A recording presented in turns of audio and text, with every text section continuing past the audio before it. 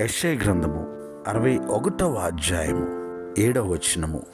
మీ అవమానమునకు ప్రతిగా రెట్టింపు ఘనత నొందుదురు, నిందకు ప్రతిగా తాము పొందిన భాగమును అనుభవించుదురు.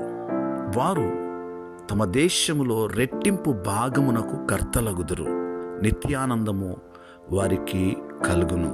ప్రియులరా, దేవుని వాగ్దాన వాక్యము ప్రభునందు మనము విశ్వసించినట్లయితే మన ప్రతి అవమానమును ఆయన రెట్టింపు ఘనతగా మార్చునని, అంతేకాదు మన నిందకు ప్రతిగా సంతోషమును మనము కలిగి ఉంటామని, రెట్టింపు భాగమునకు కర్తలవుతామని, నిత్యము ఆనందముతో సంతోషముతో మనము జీవించగలుగుతామని ఆయన ఈ లేఖనము ద్వారా వాగ్దానము చేయుచున్నాడు. ప్రభు ఈ లోకానికి వచ్చిన కారణమే అది.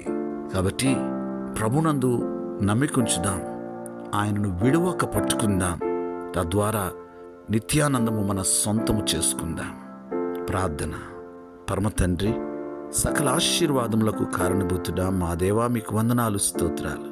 ఈ లోకంలోనికి హితవత్సరము ప్రకటించడానికి మీరు వచ్చి ప్రభువా మా అవమానమును రెట్టింపు ఘనతగా మార్చడానికి, మేము మా నిందకు ప్రతిగా సంతోషమును కలుగచేయటానికి, అంతేకాదు ప్రభువా మేము రెట్టింపు భాగమునకు కర్తలవటానికి మీరు చూపుతున్న కృపను బట్టి వందనాలు, స్తోత్రాలు.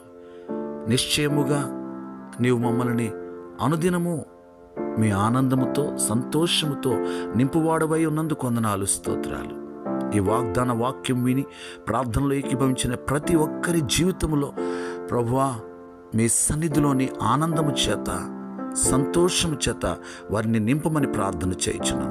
వారి పరిస్థితి ఏమైనప్పటికీ కూడా అయ్యా నీ సన్నిధిలో సంపూర్ణ సంతోషము ఉంది అని మేము నమ్ముచూ ఉన్నాము. అది నిత్యము ఉండినట్లు మీరు అనుగ్రహించండి. మీరే మహిమ పొందండి. అందరినీ మీరు ఆశీర్వదించండి. ఈ దినమంతా మీ సన్నిధి తోడుగా ఉంచండి. యేసయ్య నామములో ప్రార్థిస్తున్నాము తండ్రి. ఆమేన్.